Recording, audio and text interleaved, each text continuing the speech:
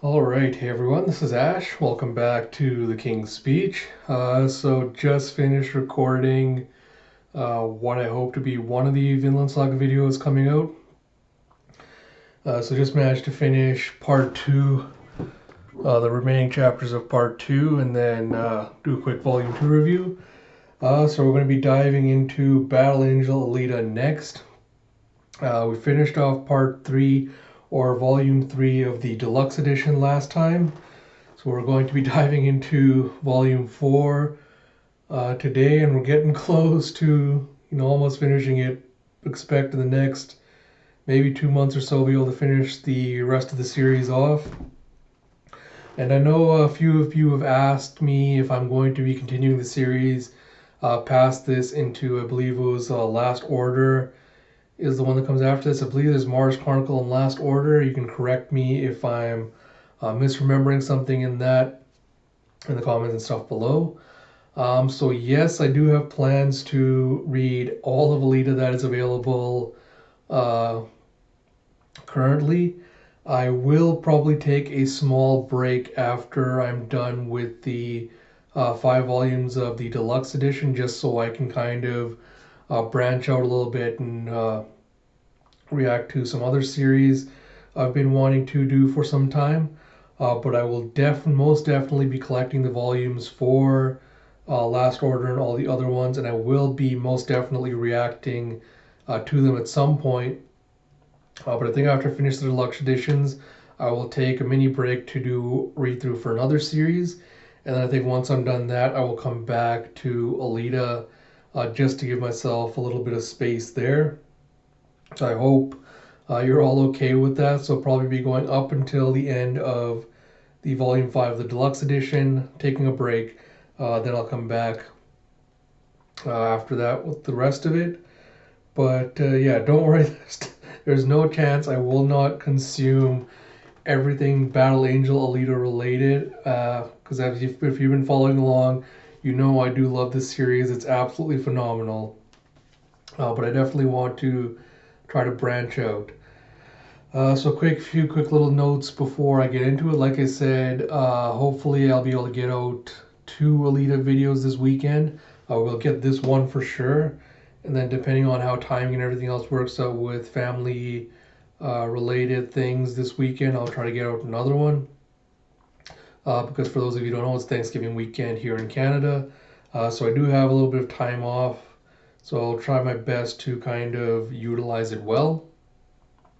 Shonen Jump reactions have already been uploaded and reviewed for this week because the chapters came out early on Friday rather than Sunday. So you can go look for those on my channel because Haikyuu had one hell of a cliffhanger at the end of the chapter. So it should be interesting to see my reaction to that. And like I said, next week everything will be back to normal. So expect all videos to come out on Sunday afternoon and evening. But without further ado, let us dive into the Battle Angel Alita Part 7 Panzer Bride. Oh boy, alright. So we start out with chapter 36, The Grounding.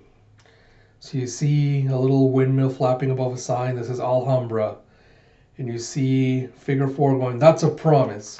I'll be waiting right here until the day your job is done." And Alita goes, "I'll be back. Don't worry about me. And don't cheat on me," as they share a kiss. So it looks like Alita has dropped Figure back at his little hometown. Before I continue further, I should note I will do a short volume 3 review as a separate video that'll also be out sometime this weekend. But I just want to make a quick note that I'm going to put this out there, and I don't know if it's controversial or not. I'm not a big fan of the Alita Figure romance. Like, it's fine, but it's not one that I'm just like super enthused about. So I'll probably talk about that a little bit in the review, but just wanted to put that out there so you can all start screaming at me if that's something you really like. So in the next shot, we see a zoom up into Zalem. And you see this little waterway, and you see all these little, ports and houses and little sailboats sailing around. And you see, some men and women lounging around in swimsuits as you see someone walking around these little rooms labeled 10 through 16. And you have this blonde-haired woman, Zalemite woman, GIB operator Lou Collins. She's got glasses, short blonde hair. And she's looking at the little index going, where is GIB? That's weird, there's nothing in the index. And you're ever thinking, my name is Lou Collins, Libra, blood type AB. I'm a proud citizen of Salem. I finally passed the test to become a special operator for the Ground Inspection Bureau, and I was super pumped to be keeping Salem safe for everyone. But now I'm late for my first day on the job. Ugh, this is so depressing. And then you see her kind of just walking back and forth, looking around nervously. She's trying to find a way to GIB. And she bumps into someone with an eek. And she's like, oh gosh, I'm so sorry. I was like, hey, I can ask him for directions. And she sees Bigot just kind of staring down at her. And he goes, the GIB? I can show you the way, follow me. And she's thinking, yippee, thank goodness he's nicer than he looks. And she's like, aren't we taking the elevator? As he's just walking off to the side. And he's like, it's this way. And she kind of just looks shocked and surprised, following him down into a little maintenance elevator shaft. And she's like, wait, isn't this a maintenance stairwell? And she sees an eek as you see a whoosh, as you see steam coming out of the various vents and things in the stairwell. What the hell? And you have her just freaking out nervously going, where is he taking me? I'm scared. And you see Bigot turning around and going, hey, I think this is far enough. And she's like, huh? And she calls, somebody help! As he starts assaulting her and ripping her clothes off. And he goes, nobody can hear you down here. Oh, God. Honestly. You see the next page is he's come down to a door that says GIB. And he goes, here we are. And she just freaks out and goes, stay away from me, you sicko. And she pulls out a gun on him. She just her finger just starts shaking. And he's like, whoa.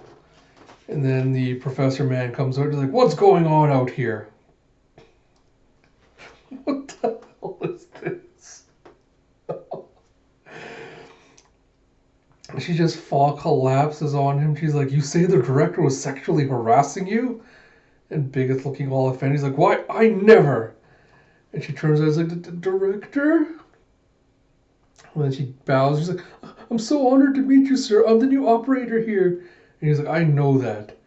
And he goes, and just to address any lingering misconceptions, I happen to prefer the company of men. Thank you very much.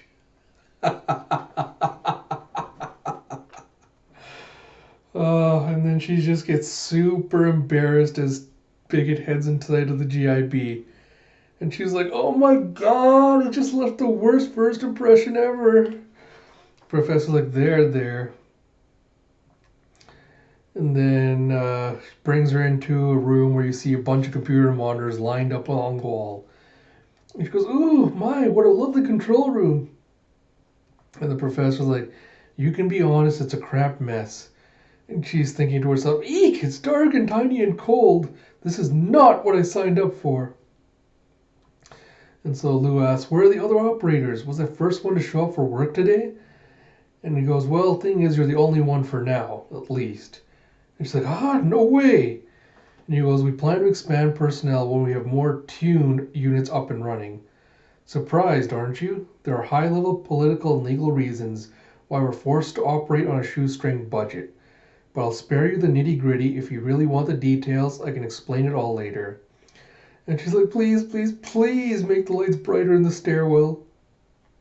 And he's like, we'll take it into consideration. And so he shows her to a little cubicle and he goes, this is where you'll work. It's the A1 console. And so she leans down to him and she's like, hi there, my name's Lou. The professor's like, who are you talking to? And she's like, this little spider down here. My, what big beady eyes you have. So the professor's like, you had top marks in the simulations, but remember, you're dealing with a real person now. Alita is a cyborg, and in many ways she lives in a different world than us. But I want you to remember that she's a human being just like us.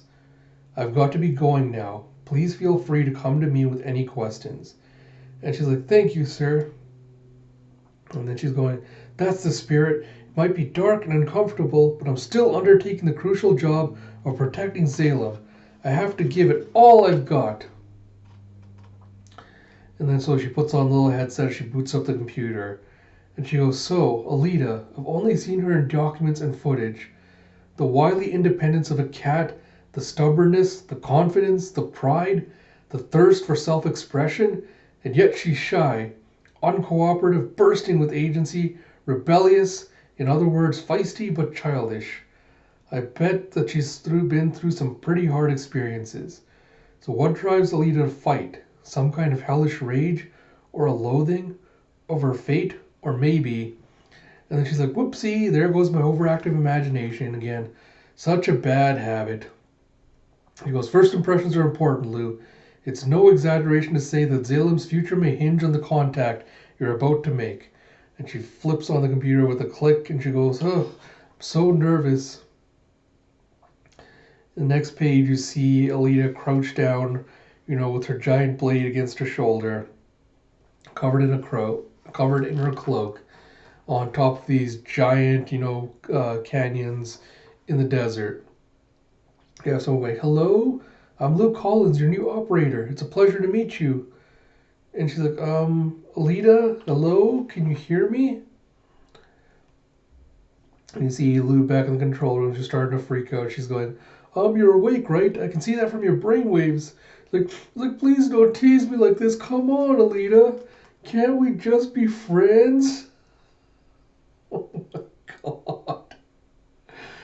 And she's thinking to herself, she's just picking on the new girl. This sucks. She's like, oh, I know, there was that shock button for emergencies. And you see this little button labeled shock. And she goes, but if I press this button, it will ensure that Alita and I never form a relationship based on trust. And so she takes up a little magnifying glass, she's looking at the shock button. And she goes, whoa, I see finger grime on this button. The last operator must have really hammered on it. Poor thing, she's not Pavlov's dog. And you see Pavlov's dog is the dog that Russian biologist Ivan Pavlov used to observe the phenomenon of conditioned response. And you finally hear a response from Lou's headset going, I was staring at the sky. And she's like, huh? What did you say? And Alita goes, I've been watching the sky since before the sunrise. I was entranced by the infinite spectrum of shifting colors in the sky, from black to a deep blue, the likes of which I've never seen, and on and on. And Lou's like, I see. And Alita goes, and then all of a sudden, the blue of the sky dropped onto me. Or perhaps I should describe the sensation as my whole body exploding to bits, leaving only my heart behind to race upwards higher and higher. I was no longer myself. I'd fused with the blue of the sky enveloping the entire world. I can't say if it was just for a few seconds or several hours, but it was a strange and very powerful experience. Only now do I understand how many different people I've met and how many sad and cruel things have transpired, and yet there is nothing in this world that is without meaning, and no person has ever truly passed. And she's thinking back to, everyone she's met along her journey, Zapan and Ed and Mukaku and Shumira and Joskun and Ida and Teagle and Ito and all the rest of them. It's just gorgeous panel. And you have Lou just kind of reacting in shock. She goes, she's so strong. And she goes, allow me to try this again. I'm Lou Collins. And she's like, huh? Nice to meet... Oh, and Alita's like, nice to meet you, Lou. And she's like, thanks, I'll do my best. She's like, yeah, I finally got to talk to her. And you hear a beep, and she's like, ah! He's like, got a hit on the thermo sensor. An enemy? And she's like, listen, Alita, listen. Alita's like, I know. I sense 4, no, 5 hostiles. They're quite good and out to kill me, I suspect. And Alita just pulls out the short knife blade. She goes, I give thanks. As from the ground below her, these 5 ninja-looking warriors bounce out of the ground, with various kinds of weapons surrounding Alita. And then you have them, have them doing a little intricate dance as they're flipping around and they're trying to catch her. And she goes, for what purpose were you born? So that I might kill you? And you see that none of them are responding to her. And she goes, so be it. And then she goes, hey, operator, snap out of it. And Lou's like, eek, I'm sorry, it's scary, okay? What should I do anyway? And he's like, don't be a moron. Check for traps in the vicinity. Poison gas in the atmosphere, plenty of things. And you see a plink as Alita leaps up, and you see these little bugs dropping off her as she does. And you see Gonzemon, one of the special weapons of Tune, a robotic probe of Zalamite technology designed in the shape of a sea louse.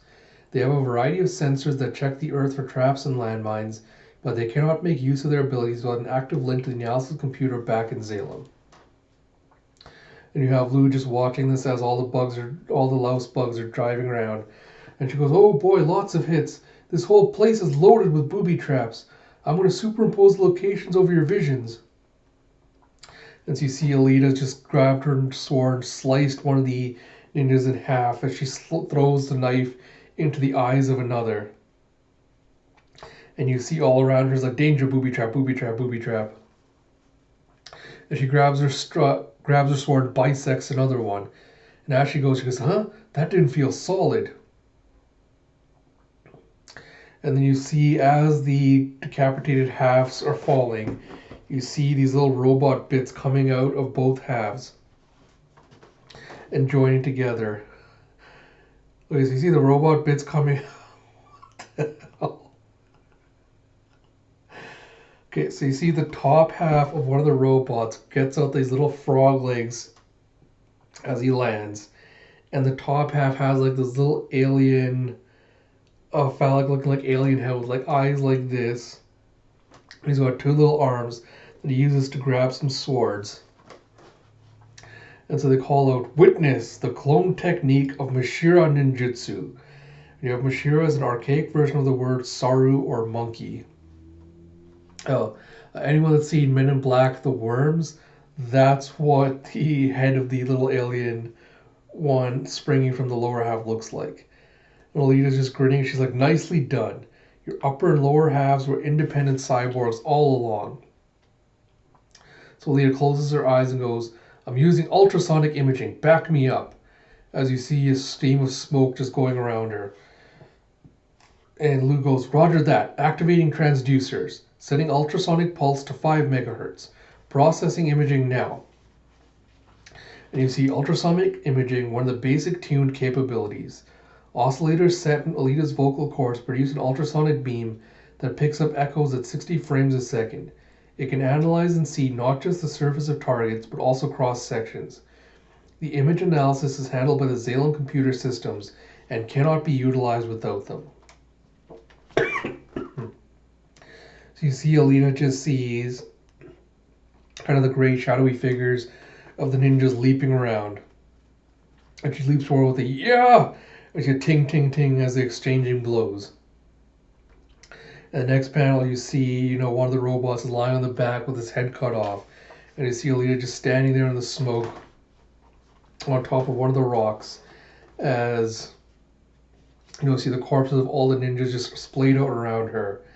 And then you see someone has a little scope on her head. And he's going, gotcha! And you see a plashak and a gack as a laser beam comes out of the sky and drills into his head.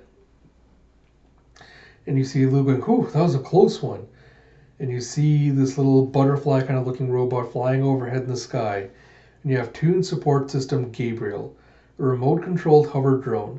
In addition to acting as a relay point between the tuned agent and Zalem, it is equipped with a variety of sensors and sniper lasers. It also serves a transport purpose, carrying containers of tuned weapons and supplies from Zalem.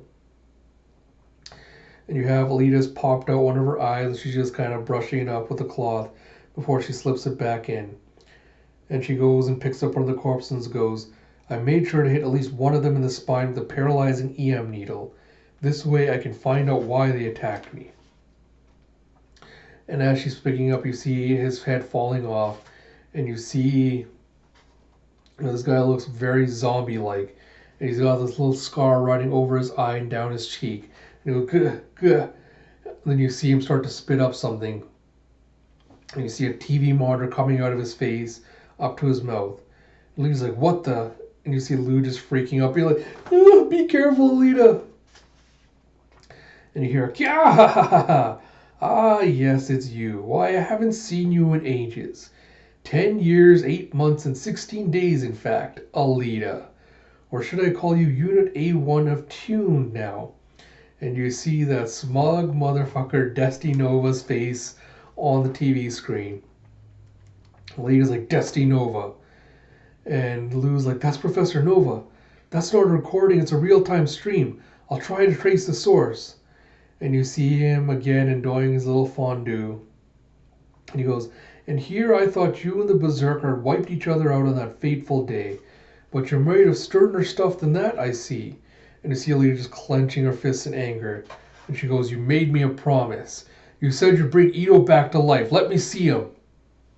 She brings the corpse's face up so she can see the monitor. And he goes, oh, don't worry, you'll have an opportunity for a reunion. But that's only if he wants to see you. And Alita's like, what? What do you mean? And she's like, as she sees the TV start sparking. And he goes, if you want to catch us, you'll need to put an end to Den from Barjack first. Alita leaps away as you see a giant kaboom as the cyborg blows up. And she's like, did you get a source, Lou?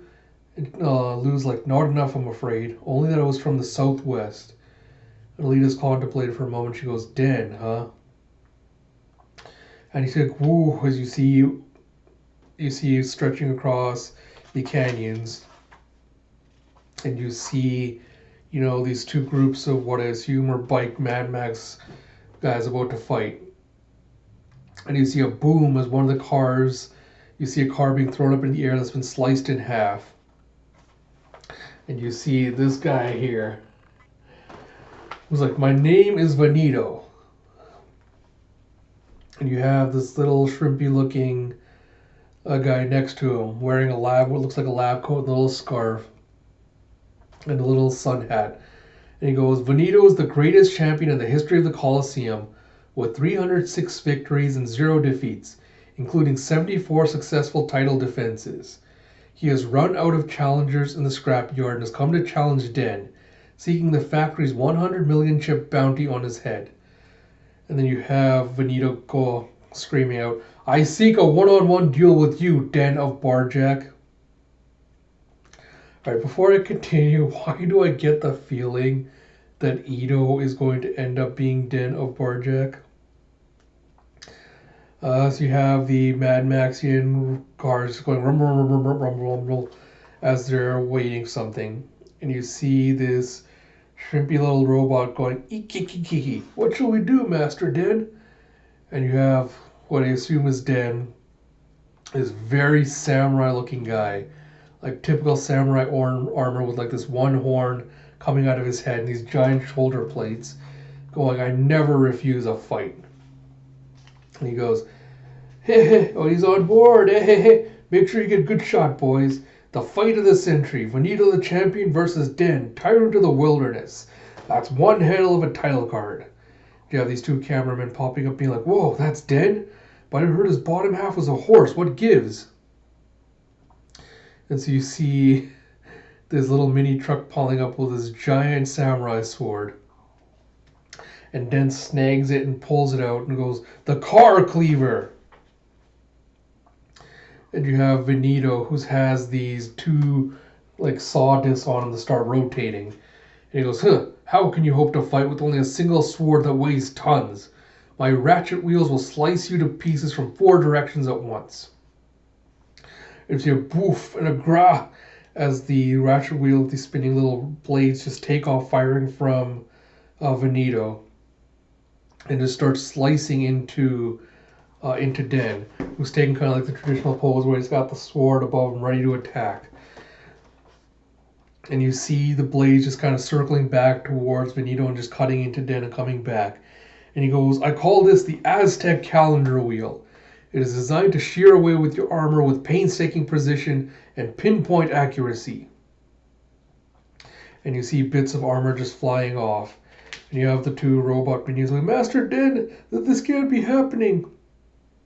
And then you have the Benito's little operator slash fixer being like, well, this is turning out to be a bust.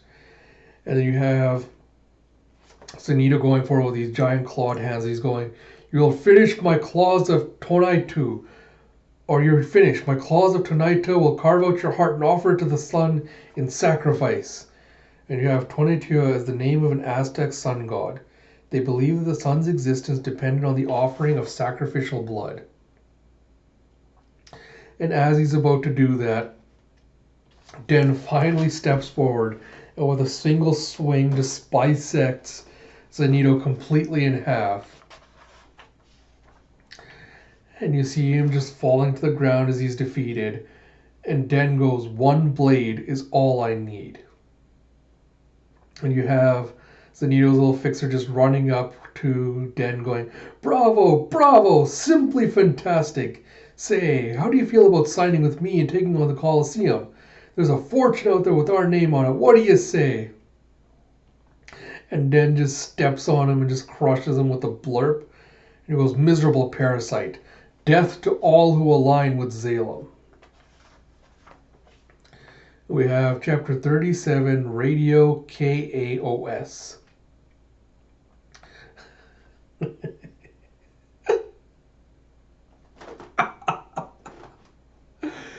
Oh my, you see this little plush Alita is coming out from behind Lou's console, and she's freaking out seeing this, being like, eek, oh my god, what is this? It's so cute! And you have the doctor going, it's an experimental implementation of a new interactive interface. A1, see if you can move the figure. And you have Lou just clapping her fingers like, hee hee! And Lou's like, ooh, I kind of like this. And you see the little plushie with just this manic grin on his face be like, ha! And just leashes out with an arm, just starts bopping Lou on the head. He's like, ha ha! And Lou is just like, ouch, ouch, okay, it's not so cute anymore. And you have interactive interface as a system for communicating through more than just voice. And you have the doctor asking, so, how do you like your new traversal unit? Leah's like, heh, I love it. This is one finely crafted toy. And you see Alita just sitting on this bike, just gunning the engine. And she's like doing little wheelies off the rocks on there. And you have the Lou going, there's only one thing I really need to tell you though. Alita's like, oh? And Lou's like, if we work as a team, we can make Tune a force to be reckoned with. And you... I am loving plush Alita so far. Plush Alita's just kind of like legs crossed, just sitting on there being like, uh-huh. And Lou's like, this means Tune bears great responsibility. The fight we're involved in could determine the very fate of Zalem. And I think your motives are too personal for comfort. And Alita's like, I can't help that. I'm just another insect crawling around in the dirt. I'm not like you Zalemites gazing down at the world from the sky. And Lou's like, but that's not what I was trying to say.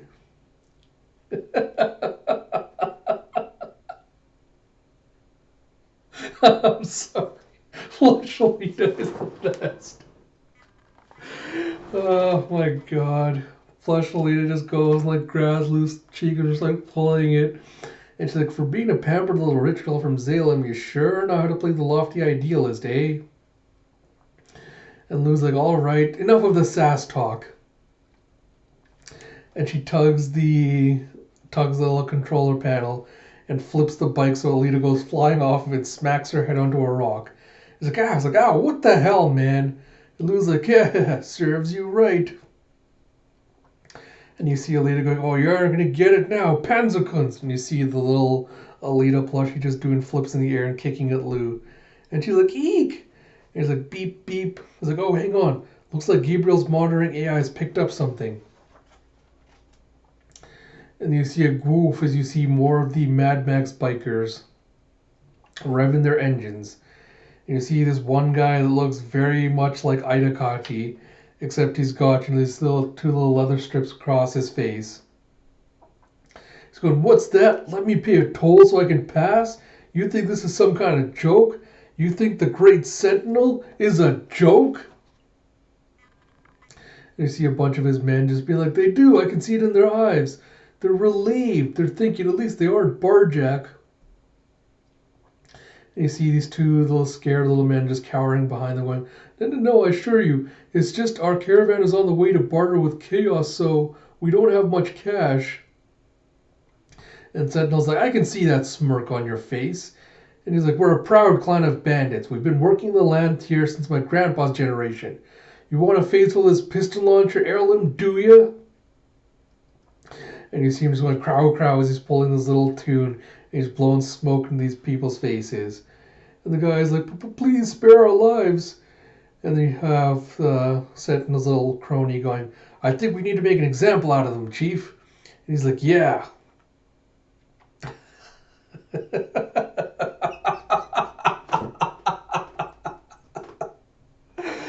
Oh, man. You have Sentinel thinking to himself, "Damn, I hate when things get carried away like this. I always get constipated for 3 whole days after I have to kill a man. It's the worst."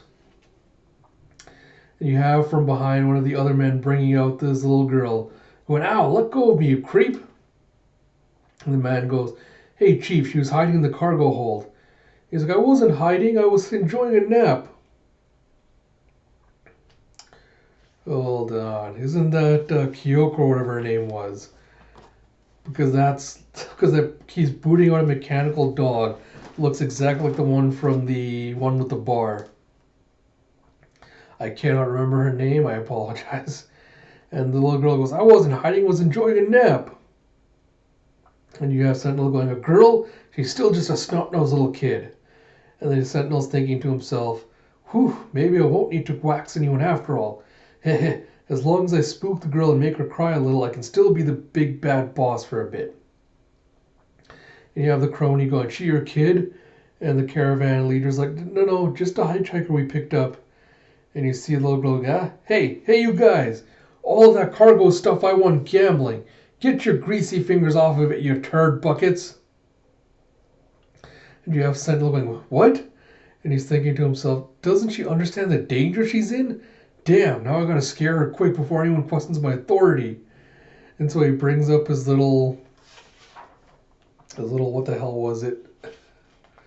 Well, the piston launcher. And he's just like wailing. He's like, "This cargo belongs to us now. You got a problem with that, little girl?" And she's like, "Oh, I get it. You guys are thieves, huh? And I bet thrill seekers like you enjoy a good high-stakes gamble." As she smirks at him. I love that Sentinel's wearing a shirt with a symbol for evil on it. You see the next page, you see a bam as you see these 2 dice. You have this man going, "We lost again! Come on, Chief, what are you doing?" And he's like, "Shut up, you're ruining my concentration. One more time, give me one last roll." And the little girl's like, "That's the spirit. A man's got to be bold." And she's rattling around the little dice cup. So she goes, "So, you got anything left to wager, pal? I've already won back everything you stole from me." And you have Sentinel just freaking out, being like, "Curses! How did it come to this? I've got to go all in. Anything so I can make this kid beg for mercy." And he goes, "Fine, I'm a high roller." As he drops the piston launcher next to her. And then this one of the men comes up behind him, grabs his arm, and is like, "Don't do it, Nell. The piston launcher is the soul of our band." He's like, "Don't try to stop me, Job." And one of the other men stands up with another gun from behind him and goes, "I can't stand to watch this.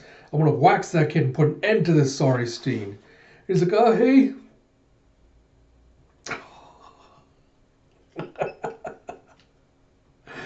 And you see the robot dog just getting up and goes with a swish as it launches beside the man. And it just cuts his head off. And you see his head just being held on with a small strip of skin just spurting blood. And his man's like, "Oh, it's like just nasty." The dog lands back down, just goes back to sleep. And she's like, hey, don't just stop and go to sleep in the middle of it all. You see an owl, she goes, gah, as you see Sentinels grabbed her. He's like, you're dead meat.